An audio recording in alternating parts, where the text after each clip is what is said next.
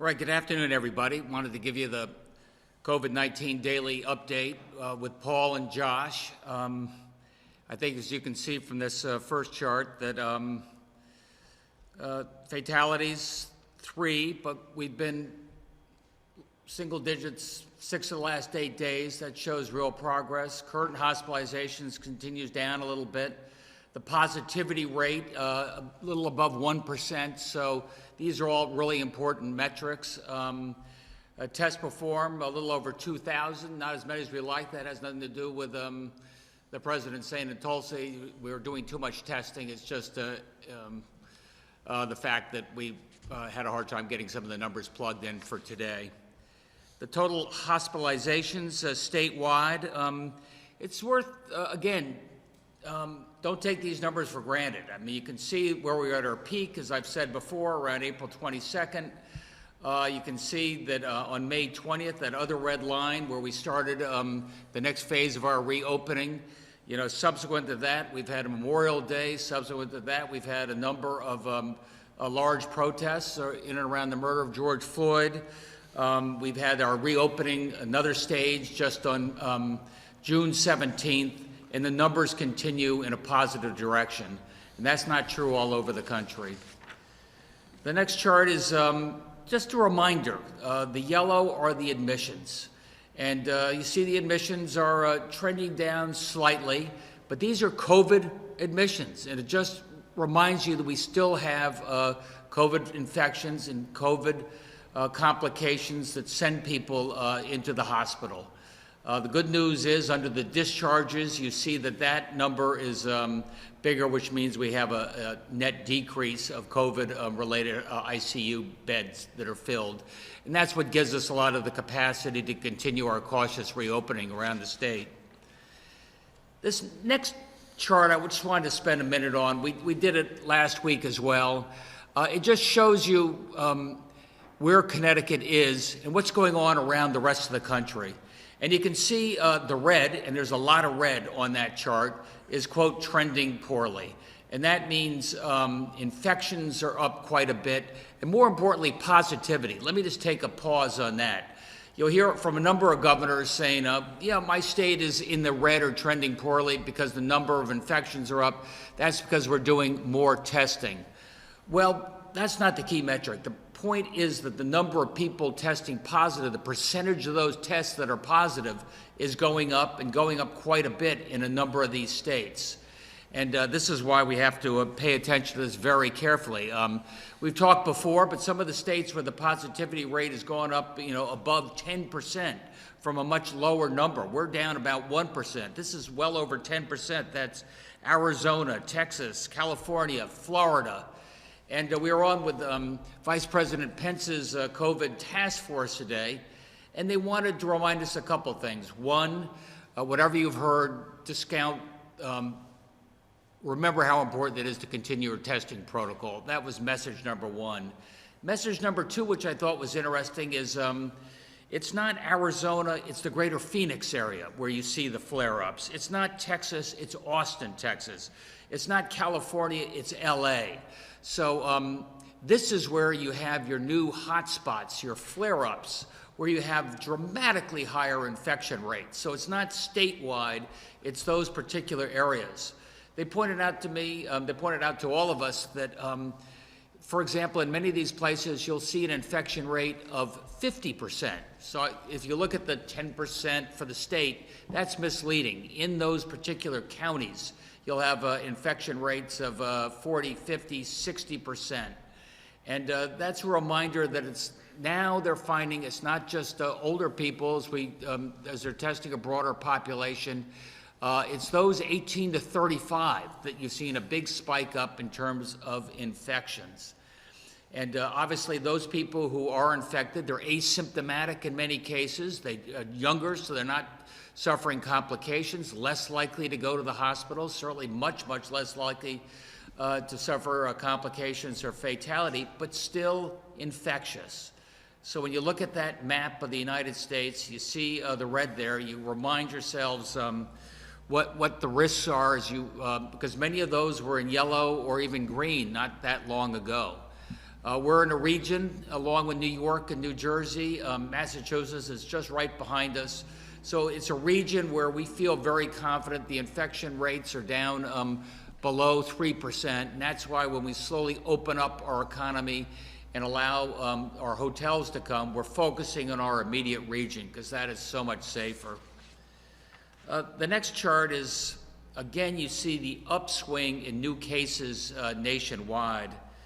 And we were talking to all the governors today on the conference call, and they had some indications. Texas, which is, they opened pretty early. They opened their bars. They said people aren't taking the protocols as seriously as they should, especially in the bars. We have not opened up our bars. But so in Texas, they've had to close down those bars and cite them where they're not taking the social distancing as seriously as they should.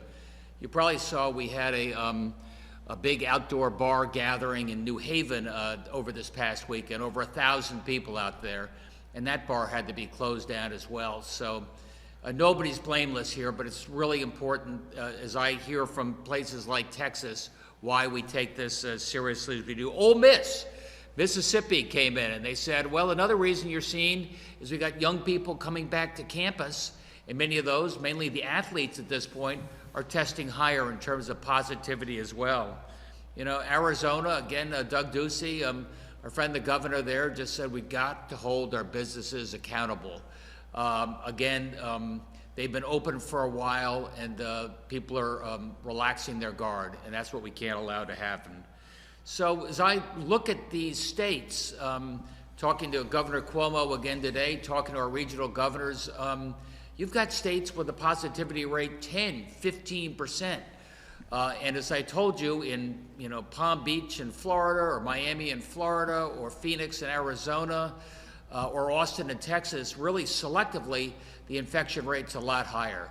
And we are talking about some sort of a regional quarantine. If these folks want to come to the New York metropolitan area, the Boston metropolitan area, perhaps they should show that they've been tested in the very recent past, or they should quarantine. We're going to have some guidance on that very, very soon.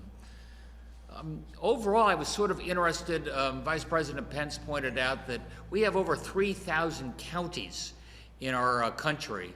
A little over 100 of them are where all this flare-up is taking place. It just reminds you how concentrated they are and how we have to do everything we can to limit the spread once that concentration flares up. And that's why we get back to the basics, which is the next chart. And it just reminds you of the little things we got to do. Indoors, outdoors, bars, casinos. The most important thing is wearing the mask. We did a video this past weekend reminding people that the Apple stores in Florida and Texas and Arizona are closing down while they are opening up in Connecticut. And they're opening up in part because people are taking the distancing seriously. They're washing their hands on a regular basis. They're following the guidelines. That, look, I appreciate it's really warm, it's hot, it's getting tougher and tougher to do. I feel fine. These numbers look like they're trending in the right direction. Maybe I can relax. This is no time to relax. Next chart is testing. Whatever you maybe heard this weekend about we're doing too much testing, ignore that. I think you heard from Dr. Fauci and Vice President Pence and Dr. Birx. There's nothing more important than what we're doing right now. If you have symptoms, get tested immediately. If you live in one of our cities in a more congested area, get tested monthly, no matter what, no questions asked, no cost.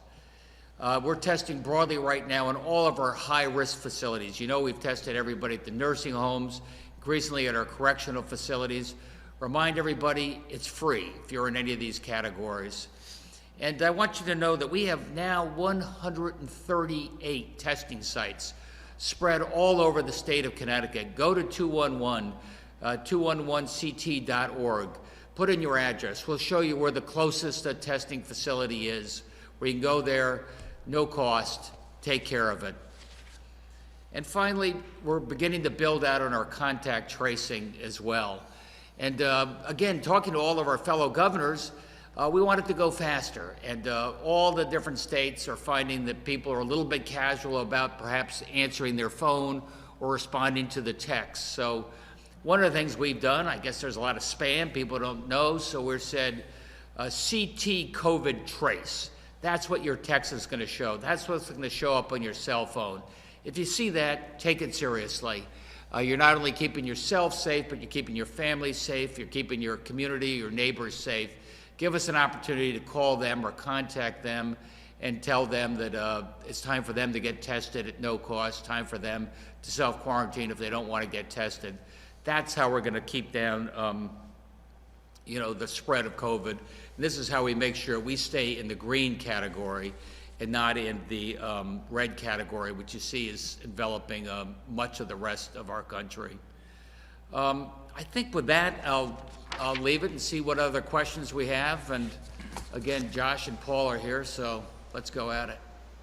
Channel 3 Eyewitness News.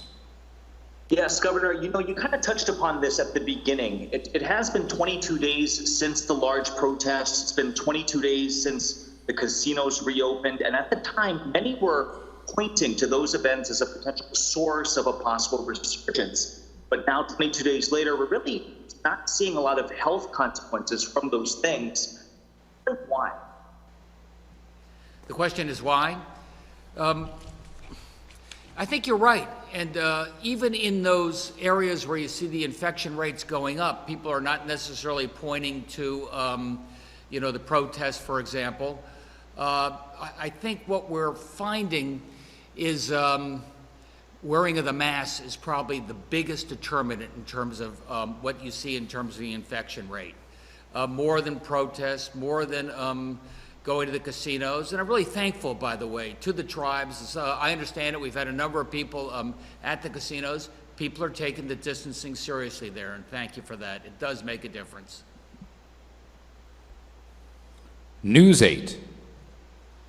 Good afternoon, everyone. Governor, you had talked a little bit about speaking with some of the other governors and a possible quarantine, guidelines for people coming from Florida. And obviously, there's going to be a lot of Connecticut residents, maybe just returning, that spend time there in the winter. How quickly do you think that may be put into place? Whereas there might be a 14-day quarantine for those coming into Connecticut or returning to Connecticut from Florida. Well, I know I'll ask Paul to answer this because he's been on the phone with all the chiefs of staff. We've been working on this for well over a week now. We're monitoring those numbers as you see the infection rates go up, and we're trying to figure out how we implement that together. Paul? Yeah, thanks, Governor. As the Governor stated, we've been working on these conversations with our regional partners, particularly New York and New Jersey, continuing with further conversations happening today. I would just also say that it's not just a focus on Florida. Let's just understand that we are seeing the infections rate, as the Governor showed in that map that is read, in various places all across our country. And we want to make sure that this state remains our infection rate stays down based upon the great work we've been doing here. We want to make sure everyone stays safe. So I would say in the coming days we'll have more details on potential partnership between Connecticut, New York, and New Jersey as it deals with the 14-day self-quarantine of individuals who are coming from those states. Thank you. News 12 Connecticut. Hi, Governor. I want to ask you about fireworks real quick, because we've been getting tons of complaints from people about fireworks going off at all hours of the night till 3, 4 in the morning, especially in the cities like New Haven and Bridgeport. Is there any thought of some sort of executive order to ban fireworks or curb them? I mean, is there anything that your office can do to make that situation better? I don't think we'd thought about anything that extreme. I know our police are monitoring this very carefully. I'd like to think that come this July 4th weekend, we'll have that behind us. But I've noticed this too. July 4th is a holiday reserved for fireworks. What's going on the 2 weeks beforehand? Do you know anything more on that, either of you guys? Yeah, no, I think the only thing I would add is that there are various fireworks that are being used in our cities that are illegal.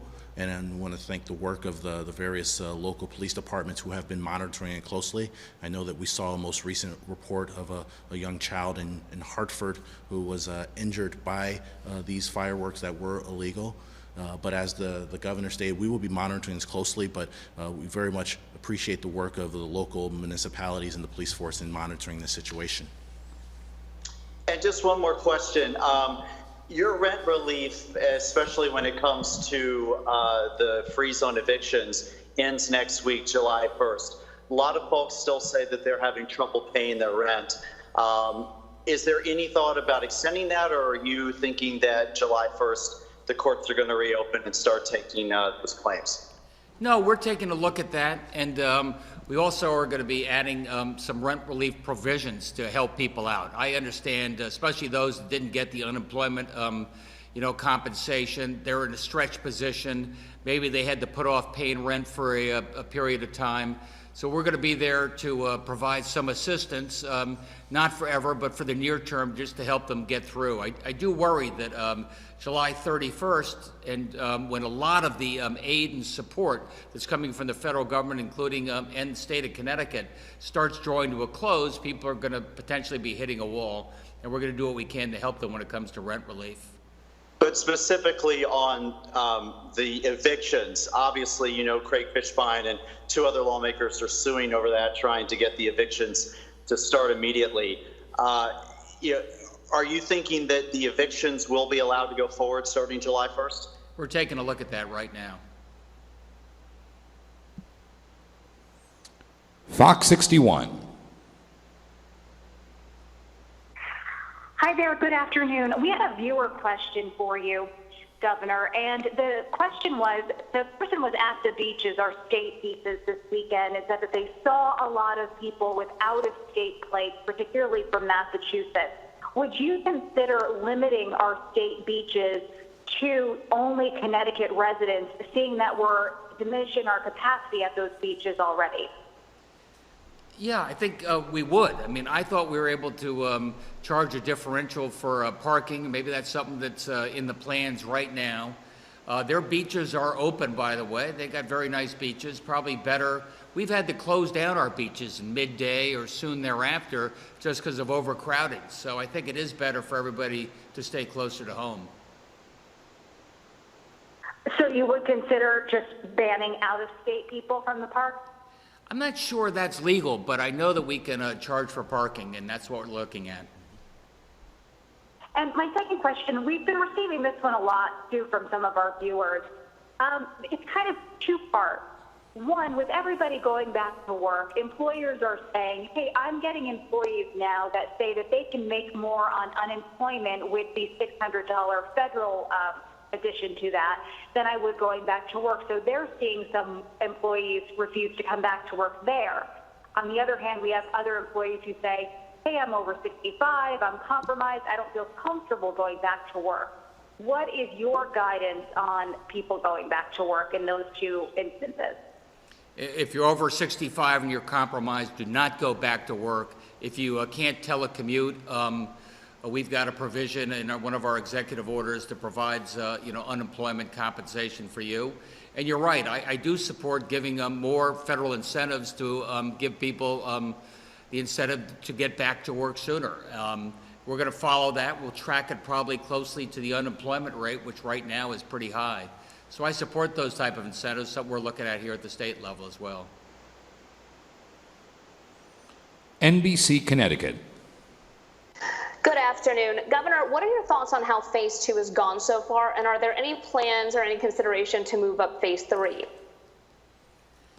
I think we take a pause right now. I'm looking around what's going on in the rest of the country. I think Phase 1, 2, June 17th, so far I'd say so good. I don't think our reopening has contributed at all to any type of a flare-up that I've seen. And in fact, just the opposite. The metrics keep going in the right direction. But nor am I in a great rush to take the next level. Let's just give it a couple of weeks. That was always what we thought was going to be our plan, and we'll give more guidance within a couple of weeks. And then regarding this regional quarantine, are we expecting a list of states where people coming from those states would be required to have a quarantine or a test, or is it just particular states that have higher positivity numbers? Yeah, I think you tie it to the higher positivity numbers. I don't think you pick on a state, but obviously you're at some risk if there's planes coming from Phoenix or Miami or Austin, and where you have a very high positivity rate, even amongst younger people who can be asymptomatic. So I think in those categories, you would like see those people tested or self-quarantine when they get here. I think that'd be safer for the entire region. And my last question regarding contact tracing, is the state just saying people reluctant to take part, or is it just they're not answering their phones? I know in New York there was an article a few days ago about people just refusing to take part. Are we seeing that here? Yeah. What are you seeing there, Josh? Yeah, we have seen some of that and heard some of that. So and that's common, across the nation for this type of activity. Contact tracing has been going on for 100 years, and this is the challenge our public health departments always have, is getting people to participate. So we're trying to make it as easy as possible, as the governor said. In particular, having this new telephony system with a consistent caller ID, and reminding people about what contact tracing is for. It's just to provide that type of public health guidance to help identify your close contacts, keep them safe, keep your family safe, keep your community safe, but equally to be on the lookout for the scams that are out there. So we just want to make sure it's clear that if you get that CT COVID trace caller ID, please answer the phone or answer the text message, and that's how we help keep these rates low in Connecticut. The Associated Press. Good afternoon, everyone. I just wanted to follow back up on the regional testing or the quarantine idea. How would it work? Would you be, how would you enforce it? Would you be warning people when they land at Bradley, when they drive into the state from 95? Like, what are you envisioning? I'm envisioning the fact that most folks come in from Newark, Kennedy, LaGuardia, Logan, and Bradley Airport, and that people are noticed that when they fly into one of those places from any of those highly infected locales, they're required to either self-quarantine and or better show that you've been tested. I think the idea of self-quarantining for 2 weeks maybe is tough, especially if they're coming up for a shorter period of time. I see this in Maine and some other states where they're just requiring the testing coming up. I think it makes good sense. Is it just going to be those 3 states, or are you looking at doing this with Rhode Island and Mass as well? I think Paul has talked mainly to New York and New Jersey. I talked to Governor Cuomo today. I'll be reaching out to the other governors as well in this region. We've done so much work together, and obviously if we had a flare-up in New London, that impacts Providence right next door. So we have a real incentive to work on this together. Yeah, and I'll add that Massachusetts, since about March 28th, has had a traveler's notice, so for all travelers arriving to Massachusetts are instructed to self-quarantine for 14 days. So Massachusetts has been having something similar to this fact that's not dependent upon infection rate or COVID-related activities in other states, but just had it nationwide. And also, I understand the governor of Nevada today on the call with Vice President Pence expressed some concerns about the president's comments slowing down testing. And I wondered, are you concerned at all about people maybe getting complacent about testing? I know you wanted about 100,000 tests a week, and I think last week was around 46,000. Yes, Sue, I am worried about people getting complacent. I didn't think that message about we've got whatever came out of that rally was not particularly helpful. That's why Vice President Pence's task force was very clear today on how they're going to continue to accelerate testing and ramping it up, and there were a couple of comments about that, yes. Thank you. WTIC 1080 News. Hi, Mr. Governor. Dr. Gifford earlier today said that you might be able to clear more family visitation at nursing homes. Is that something we might see soon? Yeah, I think she has put out some guidance on that, and I believe that's happening already, isn't it, Josh? Yes. He said yes. All right. Well, that's solves that one. Thanks. The Hartford Courant.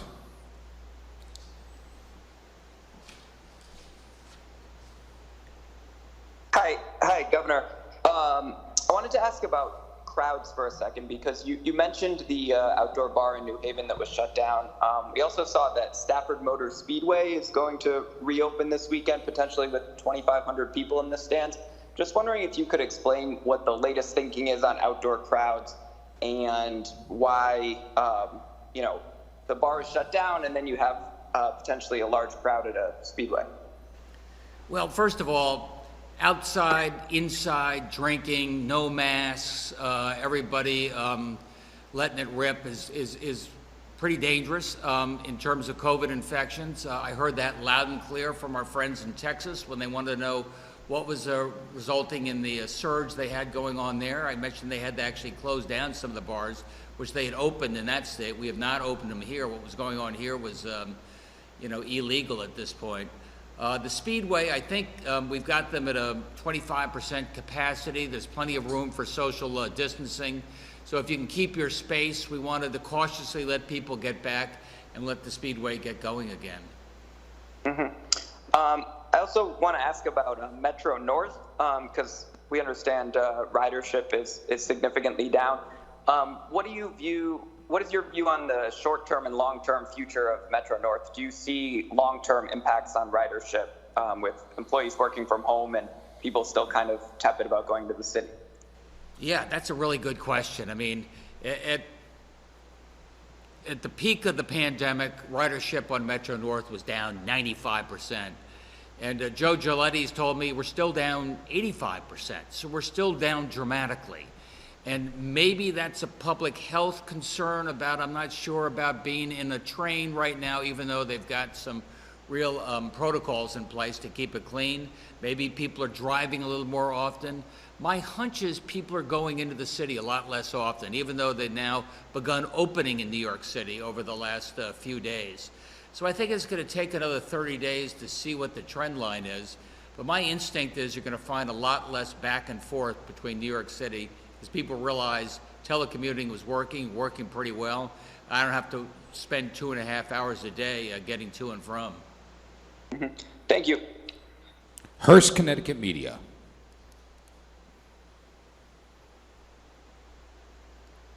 Thanks, Max. Sorry, it took me a while to get my little mute thing off. Governor, do you regret not having more teeth? And you've asked for so much voluntary compliance, and then you get a case like this, the 1,000 people showing up. There was some tension at the bar today. So do you regret not having tougher rules? I don't, Ken.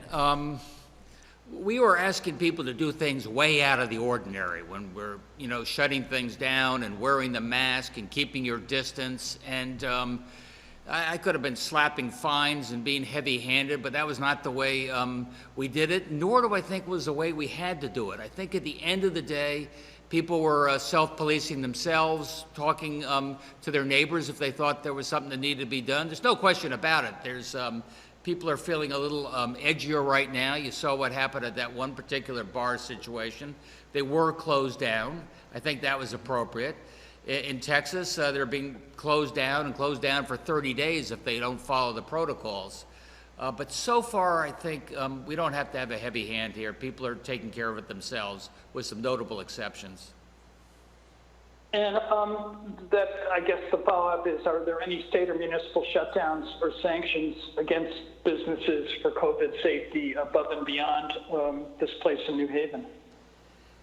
Not that I've heard of. I can tell you that we've been noticed on a fair number of places where they're not willfully violating the rules, but let's say they're casual. The cashier's not wearing, people in there are not wearing the mask, and if they want us to, we go in and we give folks a strong reminder that this is the guidance, these are the rules, this is the law in the state of Connecticut, and follow the protocols. I'll also add, this is a great opportunity to highlight all the great work that people of Connecticut have done to adhere to the guidelines. I know the governor was at the Apple store and talked about how the Apple stores are closing across the country, but not here in Connecticut. I know I was out and about this weekend and out in the Manchester area, in the Manchester South Windsor area, and seeing the signs in all of the various retailers saying that they're Connecticut COVID approved, really providing confidence to the customers and the workers of those facilities. I've been seeing those signs all across Connecticut. I know we've gone through, and you can look up and see all of the entities that are self-certified under our website. So I think the people of Connecticut, the businesses of Connecticut, have really stepped up, and it shows overall in our COVID response and in our COVID data and our numbers. And finally, Governor, you're an old retail politician. You got any guidance for political candidates who are going to start their campaigns and put in some sneaker time on sidewalks and knocking on doors? Get a variety of masks, perhaps? I would, I think telephone is often a pretty effective way to talk to people. We've all discovered Zoom and prioritize that. I'd be, a little more cautious about knocking on doors. If you knock on doors, or wear a mask. Thanks, Governor. Connecticut Mirror. Hi, Governor. Do you have any thoughts at this point as to how you intend to manage the pandemic after September 9th when the public emergency expires? Yeah, we're going to be, talking to the legislature and get a better idea of which of the executive orders they'd like to continue.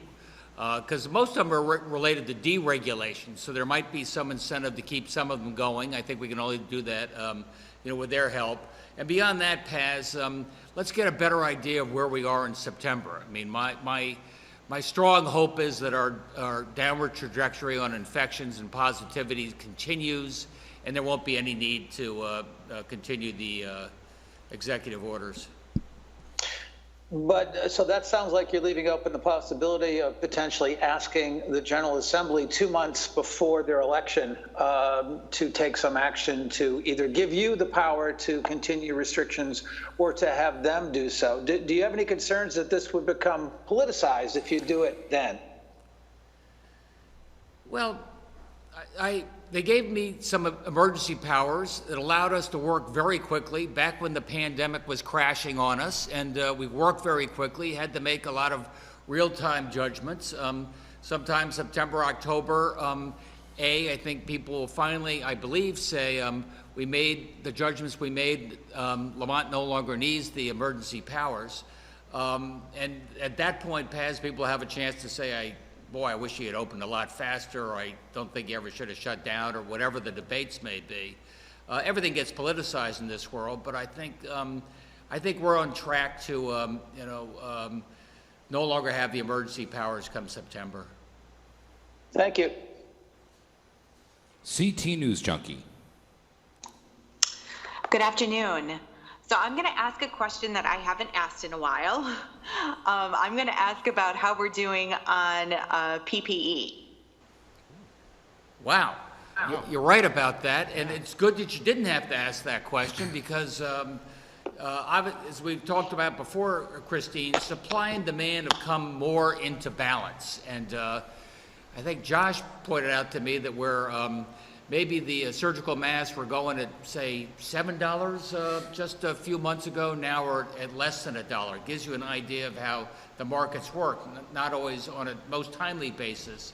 I think what we've got to do, and what Josh has taken the lead on, is not sitting around waiting to hope that Washington's going to have a real stockpile if we have another flare-up. The Connecticut has its own stockpile. We're ready to go if something else happens this fall. Were there any orders that we did not get, any large orders that did not come through or fell through? Yeah, there were. I mean, we canceled some, several months ago when it turned out some of the suppliers we've been talking to were not going to be able to fulfill their orders. We didn't lose any funds. We weren't victims of fraud as many other states and municipalities were. But we did cancel some orders that were flaking out on us. But overall, as the governor said, we've since this began acquired over 55 million units of PPE. We have an inventory of over 10 million units of PPE currently, and we are planning, as the governor alluded to have a reserve in addition to the ongoing needs of our state agencies and some of the nursing homes and nonprofits that we help support through mutual aid. That need continues as we have COVID in many of these facilities still, and we need to be careful, but we do want to build our own reserve so that we're not at the mercy of the federal government or anyone else if we do have a second wave. And my other question is, Governor Cuomo ended his press briefings on Friday. Are you thinking of ending these briefings anytime soon? We certainly are scaling them back. Christine, 3 months ago, every day COVID was breaking, the world was changing, and I really felt an obligation to give people the best real-time information on what we were doing, why we were doing it, and what they can expect. I think today you've probably seen that these daily summaries have a certain consistency to them, so we don't need to do this on a daily basis. But I think we'll still continue to do it on a somewhat regular basis, a couple times a week, just because there's so much else happening around the country that can impact Connecticut. And I think people are curious to know how we're going to respond to that. Thank you. Connecticut Public Media. Good afternoon. Has the state revised day camp guidelines, that is, to permit groups from 10 to 14? And is there any mandate to check a child's temperature when they walk into camp in the morning? Do you know the specifics of that, Josh? No, you know, our teams are continuously working with our public health department on the latest guidance. The CDC guidance is constantly changing on many topics, including this, but we'll continue to publish guidance through our early childhood group as necessary. The Waterbury Republican American. Thanks very much.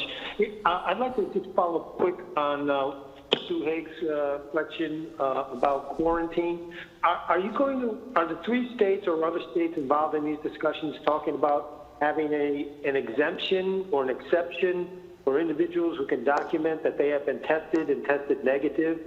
And if so, how, what's the window? Is it I was tested 2 weeks ago and I'm negative, or I was tested 2 days ago and I was negative?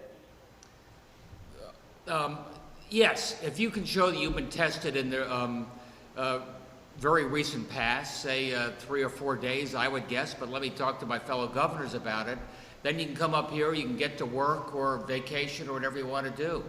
If you cannot show that you've been so tested, then you are going to have to quarantine. That's what my recommendation is to our fellow governors from those COVID-infected states.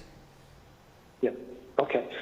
And in terms of contact tracing, were we still below 50%? Yeah, we don't have the final numbers from last week yet. We'll get that by the end of the day today, but I'm optimistic that we'll have been above 50% for last week. And, I mean, are you guys planning some sort of public relations campaign similar to the mask? I thought you might have mentioned that earlier, but I'm not quite sure. We are planning to increase the amount of PSAs and other media that we're doing related to contact tracing, but also to testing generally, the importance of testing, particularly targeting communities where we know the risk is higher, that have been more adversely impacted, and our communications team is working on a number of strategies there. Okay. And a final question on visitation at group homes operated or funded by the Department of Developmental Services. What's happening with that? Commissioner Griffin was on the DSS commissioner told the Appropriations Committee today that DDS was working with DPH on a plan. I looked on the DDS website. They seem to have some sort of plan. I'm not quite sure what's happening there. You know that? Yeah, I'm not quite sure. Deirdre Gifford, I know, issued some guidance and protocols for nursing homes and other congregate facilities. As you know, Paul, we were very strict about not letting outsiders in early on for a fear about the possibility of bringing the germ in with them or taking it out. I think that because of the lower positivity rate in the nursing homes, we're finding that we can test people coming in and let them see a loved one. I think it's time to do that. Some of it may be regarded, you can do outside where it's a lot safer, but I think most of our nursing homes are now opening the doors on a restricted basis. But what about the group homes for the developmentally disabled? I guess is in the masking bill. Yeah, I know Commissioner Sheff is working on similar plans to ensure the access to group homes and other congregate facilities as well. Okay, thank you very much. All right, I think that's a wrap for today. I think we should feel good about where we are as a state when it comes to what's happened in COVID over the last 60 days. We've continued to make consistent progress. I feel proud of where we are, not just the state, but our region as we work together collectively on this. I see much lower positivity rates trending in the right direction. That's not true about the rest of the country. Don't take it for granted, but thanks for everything you're doing.